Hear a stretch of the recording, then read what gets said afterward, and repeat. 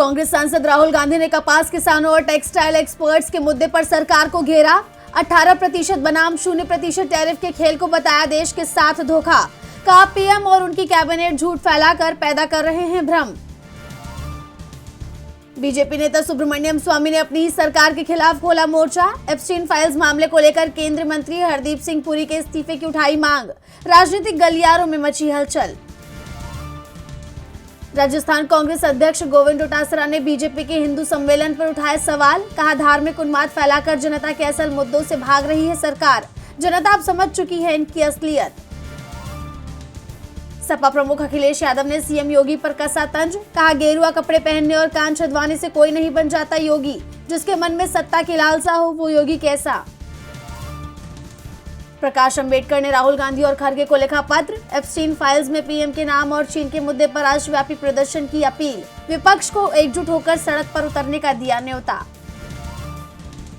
तेलंगाना निकाय चुनाव के नतीजे में कांग्रेस ने दर्ज की बड़ी जीत। 2996 वार्डों में से 1537 पर जमाया कब्जा। बीआरएस और बीजेपी छूटे पीछे। पुलवामा हमले की बरसी पर शहीदों को दी गई श्रद्धांजलि। राहुल गांधी, पीएम मोदी समेत देश भर के नेताओं ने वीर जवानों के बलिदान को किया नमन। 2019 में हुआ था पुलवामा अटैक। सोनम वांगचुक की पत्नी गीतांजलि ने सरकार पर लगाया षड्यंत्र का आरोप। कहा पिछले 4 सालों से उन्हें दबाने की हो रही थी कोशिश। बोली किसी की धमकियों से नहीं डरने वाले सोनम। पूर्णिया सांसद पप्पू यादव ने प्रशासन और सरकार पर लगाया साजिश का आरोप। कहा अस्पताल में ना पानी मिला ना खाना। पुलिस की मौजूदगी में मारने की हुई साजिश। आम आदमी पार्टी ने घुसपैठियों के मुद्दे पर अमित शाह के मंत्रालय को घेरा। कहा गृह मंत्रालय के पास घुसपैठियों का नहीं है कोई आंकड़ा। बीजेपी सिर्फ चुनाव के लिए इस मुद्दे का करती है इस्तेमाल। बांग्लादेश चुनाव में धांधली। ताहिर रहमान की जीत के बाद विपक्ष ने लगाया आरोप। मतदान प्रक्रिया में हेरफेर और मतगणना में गड़बड़ी का किया दावा। इस्लामाबाद में पूर्व प्रधानमंत्री इमरान खान का नया ठिकाना। 5 स्टार जेल में होंगे शिफ्ट। बेहतर स्वास्थ्य सेवाएं देने के लिए उठाया गया ये कदम।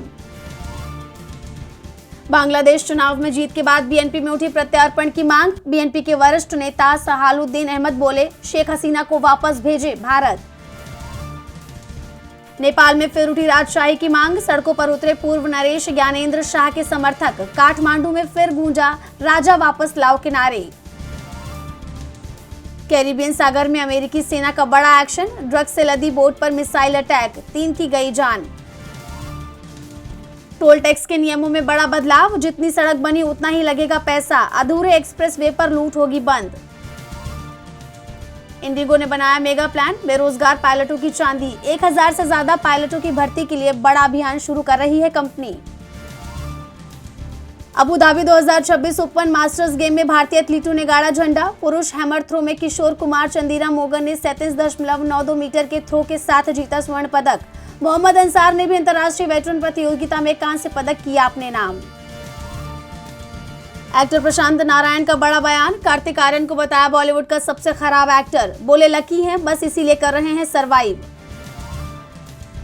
रिटायरमेंट के बाद अरिजीत सिंह का पहला सिंगल रिलीज। सिंगर ने गाया भक्ति गीत। 2 हफ्ते पहले अरिजीत ने प्लेबैक सिंगिंग से लिया है संन्यास।